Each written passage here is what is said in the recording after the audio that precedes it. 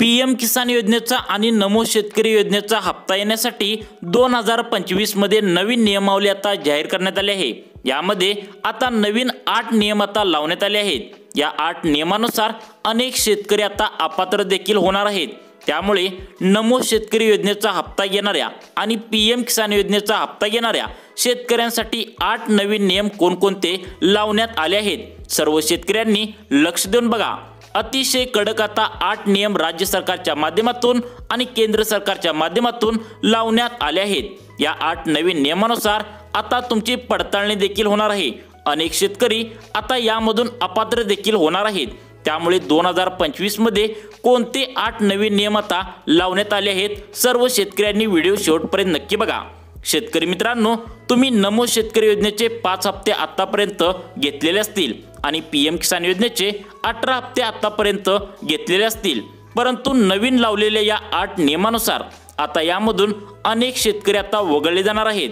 त्यामुळे कोणकोणते नवीन 8 नियम आता लावले आहेत सर्व शेतकऱ्यांनी लक्ष देऊन बघा। केंद्र सरकारने आणि राज्य सरकारने लावलेल्या नवीन नियमामधील पहिला जो नियम आहे तो म्हणजे ज्या शेतकऱ्यांच्या घरामध्ये पीएम किसान योजनेचा आणि नमो शेतकरी योजनेचा हप्ता घरातील एका व्यक्तीच्या जर नावावरती जर कोणी घेत असेल तर आता त्या घरातील त्या व्यक्तीचे आडनाव हे चेक करून सर्वांचेच हप्ते बंद करण्यात येणार आहेत। म्हणजे तुमच्या घरातील फक्त आता एकालाच हप्ता हा मिळणार आहे। जर करता तुमच्या घरातील तुमचा मुलगा, तुमचे वडील अशा प्रकारे 3 ते 4 जण जर हप्ता घेत असतील तर आता सर्वांचेच हप्ते बंद करण्यात येणार आहे, असे सरकारचे स्पष्टपणे यामध्ये म्हणणे आहे। की आता बघा, नमो शेतकरी योजना आणि पीएम किसान योजना तुम्हाला माहितीच असेल ही गरीब आणि गरजू शेतकऱ्यांसाठी काढलेली आहे। त्यामुळे एका घरातील फक्त आता एकालाच हा हप्ता आता घेता येणार आहे। जर करता तुम्ही जर हा नियम डावलून घरातील दोघांनी तिघांनी जर हप्ते घेतले तर आता घरातील सर्वच्या सर्व शेतकऱ्यांना लाभार्थी यादीमधून वगळण्यात येणार आहे। त्यामुळे सरकारच्या माध्यमातून जाहीरपणे पहिला नियम लावण्यात आला आहे, तो म्हणजे तुमच्या घरातील फक्त आता एकाच व्यक्तीला हा लाभ आता इथून पुढे घेता येणार आहे। हा झाला पहिला नियम। त्यानंतर मित्रांनो, दुसरा नियम अत्यंत महत्त्वाचा आहे शेतकरी मित्रांनो। तो नियम म्हणजे आता तुमच्या घरातील जे पिवळे आणि केशरी रेशन कार्ड आहे तर त्या रेशन कार्डावरती तुमच्या घरातील सर्व सदस्यांची ई-केवायसी आता केलेली असली पाहिजे। म्हणजे तुमच्या घरातील तुमचा मुलगा असेल, तुमची बायको असेल, तुमची मुलगी असेल, तुमची आई असेल, तुमची वडील असेल, जे कोणी असतील त्या सर्वांची ई-केवायसी केलेली असली पाहिजे, असं स्पष्टपणे या नियमामध्ये सांगितलं आहे। कारण पिवळे आणि केशरी रेशन कार्ड हे तुम्हाला माहीतच आहे तर ते गरीब आणि गरजू शेतकऱ्यांसाठी दिले जाते। त्यामुळे तुमच्या घरातील किती सदस्य आहेत हे सरकारला बघायचं आहे। त्यामुळे पिवळे आणि केशरी रेशन कार्ड शेतकऱ्यांनी तुमच्या घरातील सर्वच्या सर्व सदस्यांची ई-केवायसी आता इथून पुढे केलेली असावी, तरच तुम्हाला इथून पुढे पीएम किसान योजनेचा आणि नमो शेतकरी योजनेचा हप्ता मिळणार आहे। जर तुम्ही तुमच्या घरातील सदस्यांची ई-केवायसी केली नसेल तर तुम्हाला इथून पुढे पीएम किसान योजनेचा आणि नमो शेतकरी योजनेचा इथून पुढे हप्ता हा दिला जाणार नाही, असं स्पष्टपणे यामध्ये सांगण्यात आलं आहे। मित्रांनो, या बदललेल्या नियमानुसार तिसरा जो नियम आहे तो म्हणजे सर्व शेतकऱ्यांचे आता उत्पन्न चेक केले जाणार आहे।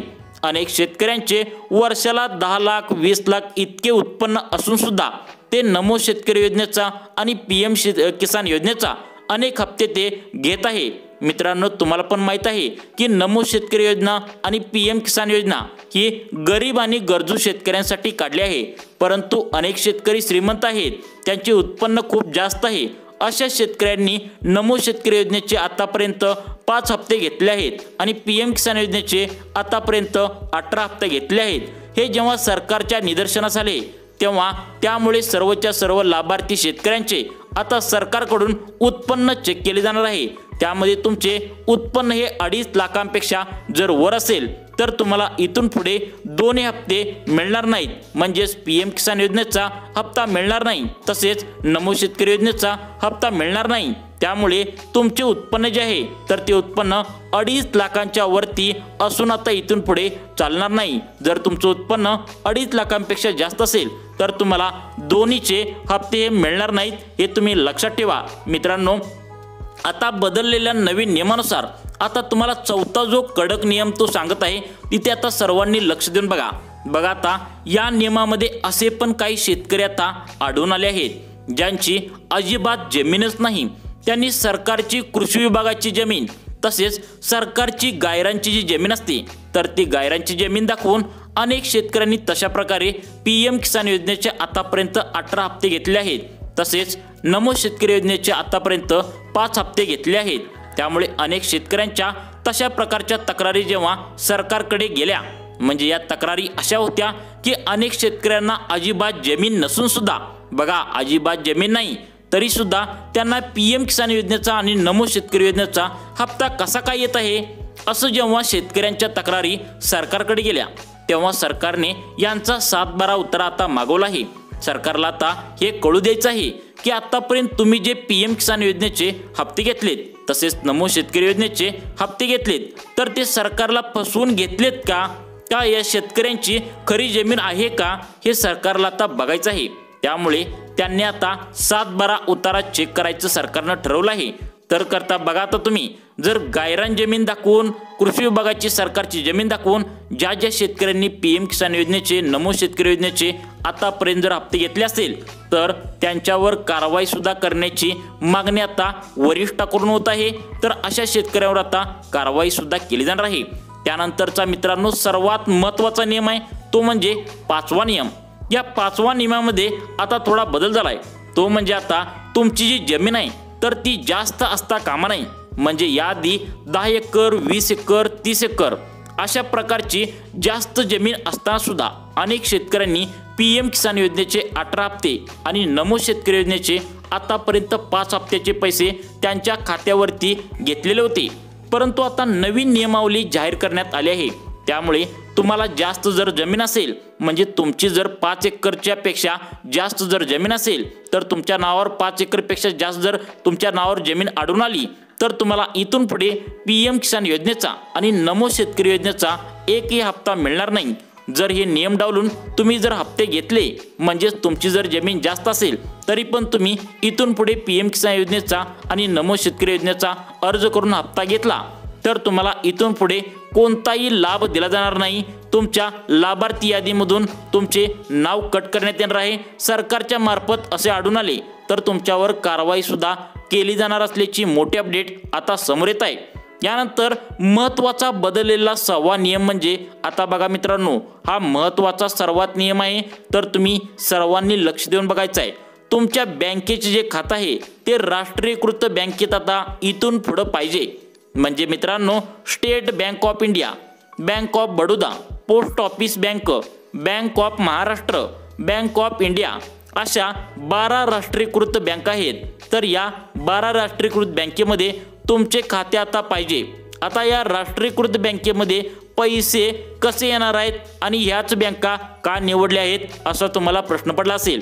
कारण या बँकेमध्ये केंद्र सरकारच्या माध्यमातून आणि राज्य सरकारच्या माध्यमातून नमो शेतकरी योजनेचा हप्ता हा येत असतो. तर त्यामुळे तुमची राष्ट्रीयकृत बँक असल्यास तुम्हाला हे पैसे येण्यामध्ये कोणतीच अडचण येत नाही असं सरकारचं म्हणणं आहे. कारण या बँका ज्या आहेत तर त्या बँका गव्हर्नमेंट असतात. त्यामुळे बदललेल्या नवीन नियमानुसार तुमच्या बँकेचे खाते राष्ट्रीयकृत बँकेमध्ये पाहिजेत. म्हणजे मोठमोठ्या सरकारी ज्या बँका आहेत त्यामध्ये तुमचे खातं असलं पाहिजे असं यामध्ये म्हणलंय. यामधील 8वा जो नियम आहे तो अतिशय महत्त्वाचा आहे. शेतकरी मित्रांनो लक्ष देऊन बघा. 8वा नियम म्हणजे तुमच्या बँकेतील तुमच्या खाते क्रमांकाला जे काय डॉक्युमेंट्स दिले आहेत म्हणजे यामध्ये बघा आधार कार्ड दिलं आहे तसेच पॅन कार्ड दिलं आहे. तर त्या कागदपत्रांची EKYC तुम्हाला करायची आहे. म्हणजेच बँक खात्याला तुमचं आधार कार्ड असेल पॅन कार्ड असेल तर ते व्यवस्थित लिंक करून घ्यायचं आहे, जोडलेलं असलं पाहिजे असं म्हणलंय. आता या 8वा शेवटचा जो नियम आहे तो सर्वात महत्त्वाचा सर्व शेतकऱ्यांसाठी लागू होतोय. कोणता नियम आहे बघा. तुमच्या आधार कार्डवर जे तुमचं नाव आहे तेच नाव तुमच्या पॅन कार्डवर असलं पाहिजे आणि तुमच्या बँकेत जे नाव आहे तेच आधार कार्डवर तुमच्या आणि पॅन कार्डवर असायला पाहिजे. कारण झाले असं की अनेक शेतकऱ्यांचे बँकेमध्ये नाव वेगळं आहे, आधार कार्डवरती नाव वेगळं आहे, आधार कार्डवरचा पत्ता वेगळा आहे, पॅन कार्डवरचा पत्ता वेगळा आहे. असं असल्यामुळं सरकारला आणि बँकेत अनेक अडचणी आता येऊ लागल्या आहेत. त्यामुळे शेतकऱ्यांनी त्यांच्या आधार कार्डवर पॅन कार्डवर आणि बँकेच्या पासबुक वह्यावरती नाव, पत्ता, जन्मतारीख जे काय आहे ते सर्व सारखेच आहे का हे एकदा तुम्हाला चेक करायचं आहे। मित्रांनो, हे होते महत्त्वाचे बदललेले 8 नियम। मित्रांनो, याबद्दल तुम्हाला काय वाटतं आम्हाला नक्की सांगा व अशाच प्रकारचे दररोज व्हिडिओ पाहण्यासाठी आमच्या लाईफ चेंज मोटिवेशन या योजनांच्या चॅनलला नक्की सबस्क्राईब करून ठेवा। धन्यवाद।